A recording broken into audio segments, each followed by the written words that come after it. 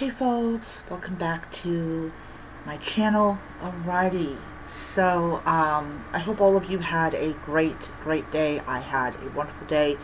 I finished another book. I can't see the title of it, so I'm going to pull up because I did put down that I let's see here. The Sign of the Twisted Candles. This is Nancy Drew, number 9. Alrighty. Yay. So I checked this out from the library, and I've had this device for like a little bit over, like maybe like not really a little bit over, but over 2 months now. And I'm going to say, oh man. I did a 2-month review of this device, and I will stand by what I said. I am so glad I bought this device. I'm still waiting on my income tax return, and when I do it, I'll get the Kobo Libra Color. I have like the case and the little kitty charm, and so these little cute bears. Oh man, I am so excited. I cannot wait to get that. I cannot wait to order that device.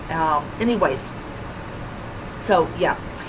Alright, so I finished this one, and this is the 9th book in the Nancy Drew series. Now, this is, okay, so for people that don't know, and there's probably a lot of people that don't know this, but this is actually the version of Nancy Drew that was edited, because I think this is the first, I believe this was the first edited version of it, where they overhauled like the language, things that the publishing house believed was going to be problematic and all that type of stuff. And I did not know that this had happened until I read the original Nancy Drew, I believe from the 20s.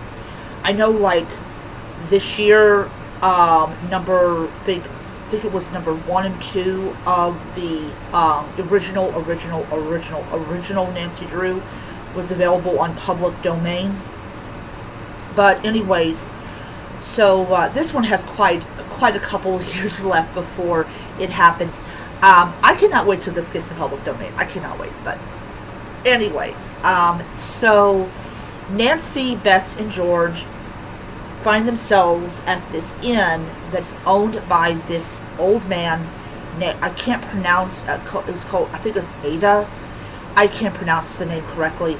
He's like 100 years old. He's like old, and you have these people that are running, his property, and you have this girl called Carol who is really sweet and everything, and he suspects that Carol's adopted parents are stealing from him. And he was a candle maker, and he was very famous for his twisted candles. He also had a brother who died, and his son, his nephew, is like greedy and angry at his uncle. The poor man dies, and before he died, he enacted a new will, and it made Carol essentially the beneficiary of like most of the estate. And her adopted parents are very angry that they didn't get dough, or they didn't get as much as they thought they were going to get. And what happens is they are vowing to do everything in their power to get this money and everything, and they go as far as kidnapping Carol later on in the book.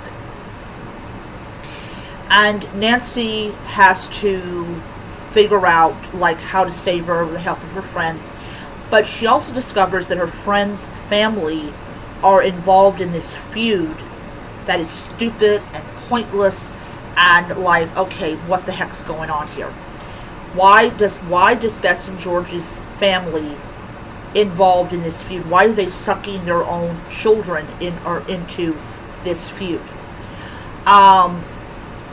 feuds are pointless in itself. I don't like feuds. I think feuds causes more harm to people around them than they even like think about.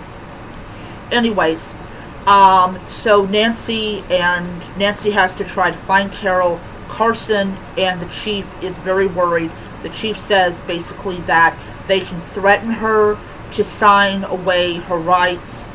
And so everybody, like the police and her father and Nancy, they're extremely worried about Carol's well-being. And Bess and George are kind of ordered to like stay away from the Drews because of the feud. But of course, thankfully, the girls decide, heck with you guys, we're going to stick with our friend. At the end of it, everything's tied up, nice and neat. Carol is saved and everything. I am going to say, when I saw that my library had most of these books, like I don't know if they have all the books on on electronic format, but I'm going to read this series until they no longer have any more of these books. And I will say, I know some people say it's just better to buy the physical edition of the book, and yes, it is. I've actually read the physical edition of this book. However, I'm trying not to spend a bunch of money on like physical editions. Really, the only series I'm always spending any amount of money on is the Dungeon Crawling Carl series. But to be able to read Nancy Drew on my Kobo is so amazing. I absolutely love this device, and I will have this device for many, many years. And I'm going to say this, and I am not ashamed to say it, but this device is better than the Kindle. And I personally cannot wait to add the Kobo Libra Color to my library of e-readers that I have, and I swear that will be the last one I buy. I'm not buying any more Kindles or anything like that. All right, so 5 stars on Goodreads. Absolutely loved it.